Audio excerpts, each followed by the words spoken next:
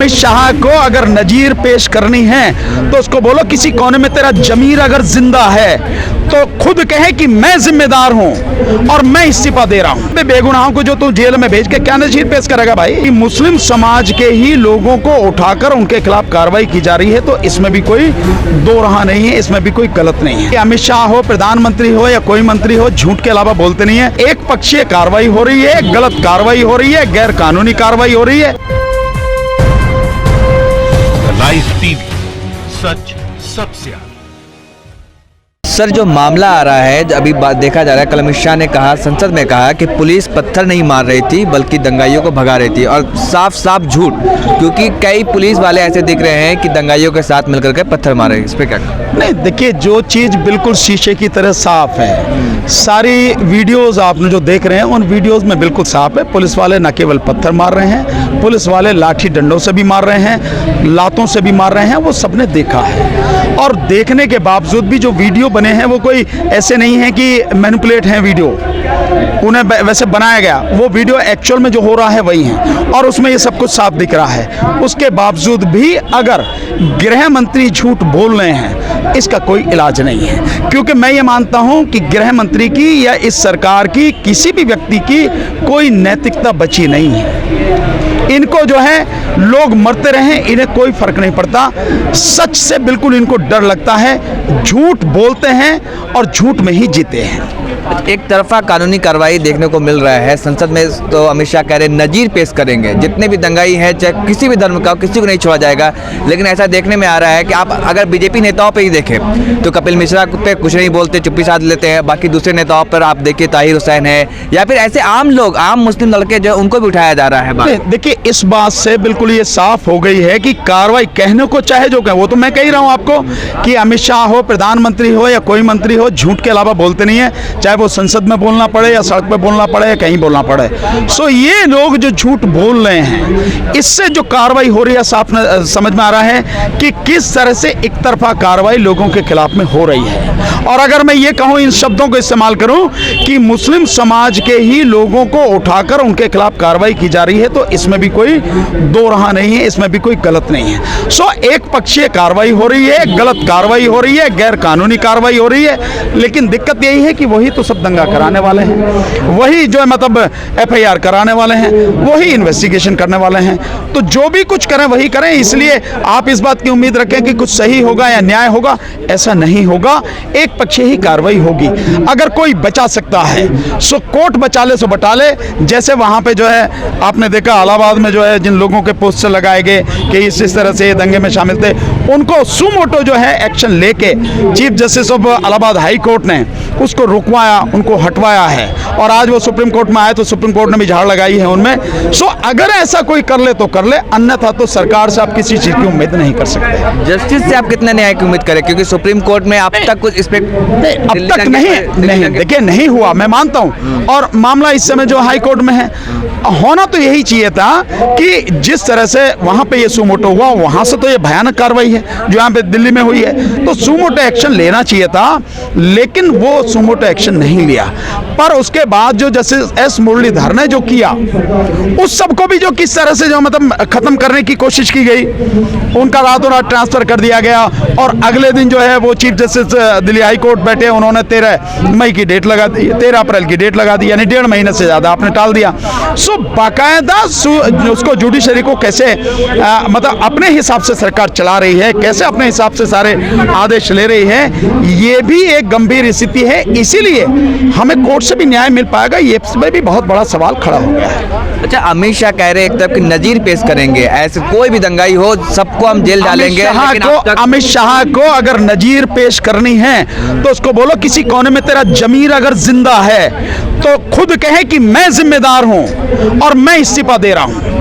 मुझे कोई नैतिक अधिकार नहीं है इस गृह मंत्री के पद पर बने रहना, क्योंकि मेरे होते हुए ये सब कुछ हुआ है और मेरे यहाँ पार्लियामेंट से और मेरे घर से ये मुश्किल से 12 किलोमीटर की दूरी पर हुआ, तो सबसे बड़ा जिम्मेदार मैं हूं। ये होगी नजीर। इसे कहेंगे कि एक उदाहरण पेश किया कि नजीर पेश करेंगे, बे बेगुनाहों को जो तू जेल में भेज के क्या नजीर पेश करेगा भाई। ये सबको मालूम है कि एक पक्षीय कार्रवाई हो रही है और गलत कार्रवाई हो रही है, कोई नजीर पेश नहीं करेंगे। ये सबको जो भी करेंगे वो दंगा ही करवा सकते हैं, लोगों को मरवा सकते हैं और कुछ नहीं करेंगे। अच्छा, शिवराज सिंह कल गए हैं ज्योतिरादित्य सिंधिया कांग्रेस पार्टी से छोड़ करके, बहुत पुराने दिग्गज नेता थे, उन पे क्या कहना? मेरे विचार से तो ये है कि इसमें दोनों की वो है, एक तो जो छोड़ के गए हैं उन्हें भी देखना चाहिए कि भाई तुम छोड़ के क्यों गए। सिर्फ इसी बात का लालच था कि तुम्हें राज्यसभा का टिकट दे दिया जाए और उसके बाद में तुम्हें जो मंत्री बना के जो केंद्र में रखा जाए, या कुछ और था, है नहीं है। और दूसरा ये भी है कि इस बात के लिए कांग्रेस को भी देखना चाहिए कि कांग्रेस की लीडरशिप इतनी कमजोर, इतनी बेकार हो गई है कि वो अपने इतने बड़े मजबूत नेता को नहीं रोक पाई है। अगर आप उन्हें नहीं रोक पा रहे हैं तो गंभीर सवाल जो हैं वो कांग्रेस की लीडरशिप पर भी उठते हैं। और रही इनकी बात तो ये अपने स्वार्थ के बस गए हैं, कहीं जनता की भलाई के लिए कि मुझे काम नहीं करने दिया जा रहा है, जिस तरह की बात करें कि मैं जनता की सेवा नहीं कर पा रहा। अबे तुम्हारे मंत्री वहां पर, तुम्हारी सरकार वहां पर, तुम वहां के राजा हो, तब भी तुम काम नहीं कर सकते। राजा बन के काम नहीं कर सकते, सरकार में रह के काम नहीं कर सकते, तो कैसे काम करोगे?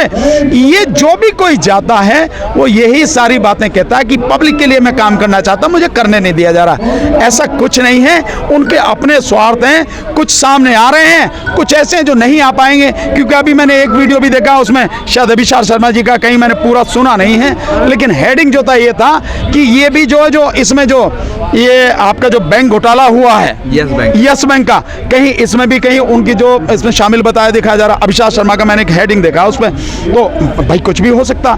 तो कुछ चीजें हैं जो सामने आ रही हैं, कुछ चीजें हैं जो सामने नहीं आ रही। पता नहीं ये कितना सच है कितना झूठ है, मुझे नहीं पता, लेकिन हो सकता है कुछ ऐसा भी हो। सो अपने आप को बचाने के लिए ये सारी के, और एक बात तो सही है, इतना तो कोई शक ही नहीं है कि सत्ता के लालची लोग हैं और सत्ता में ही रह के ये अपने आप को सुरक्षित समझते हैं, ये पक्की बात है।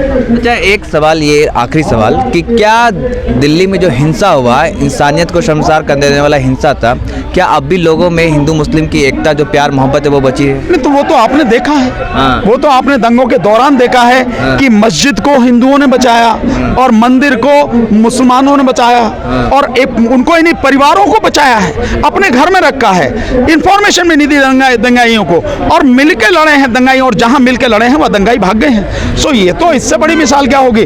और यहाँ भी आप देख रहे हैं, आप तो रोज ही आते हैं जंतर मंतर पर, जितने में हैं सभी समाज के लोग मिलजुल कर सरकार की गलत नीतियों और गलत कार्यों का विरोध कर रहे हैं, और ये पूरे देश में चल रहा है। सो हमारे यहाँ के हिंदू मुस्लिम भाईचारे की बात नहीं है, हिंदू और मुस्लिम ही नहीं रहते, यहाँ पे बौद्ध भी रहते हैं, जैन भी रहते हैं, पारसी भी रहते हैं, सिख भी रहते हैं, ईसाई भी रहते हैं, नास्तिक और आस्तिक भी रहते हैं। सभी तरह के लोगों के अंदर अपना एक भाईचारा है और वो भाईचारा कायम रहेगा हमेशा, इसे कोई नहीं खत्म कर सकेगा। हाँ, ये कोशिश जरूर कर रहे हैं, लेकिन ये इसमें कामयाब नहीं है पूरी तरह से।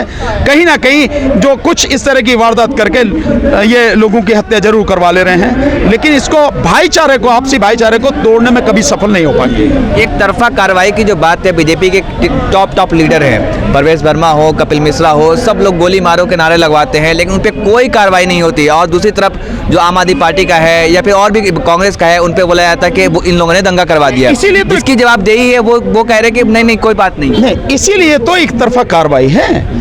मैंने कहा ना कि इसीलिए एक तरफा कार्रवाई है। इन लोगों पे कोई एक्शन लिया जा सकता है कानूनी रूप से? नहीं, क्यों नहीं लिया जा सकता? कोर्ट चाहे तो ले सकती है, मामला कोर्ट में है। सो अगर कोर्ट चाहेगी और स्ट्रिक्टली काम करेगी तो जो भी दोषी हैं उनके खिलाफ कार्रवाई होगी, और जो निर्दोष है उनको कोर्ट छोड़ सकती है।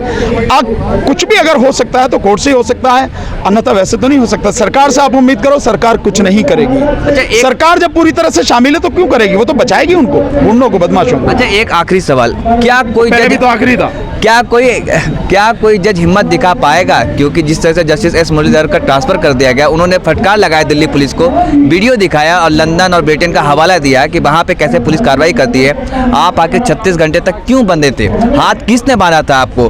तो फिर उसका ट्रांसफर कर दिया। उम्मीद करो ऐसा कोई हो दिलदार जज, ऐसा कोई निर्भीक, ईमानदार और मजबूत जज हो जो जस्टिस एस मुरलीधरन की तरह जो है इतना जो दिखा सके, साहस कर सके।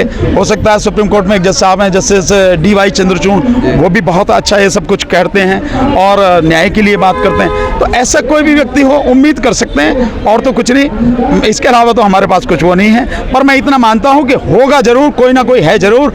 जब भी उसे मौका मिलेगा वो करके दिखाएगा। लाइव टीवी, सच सबसे आगे।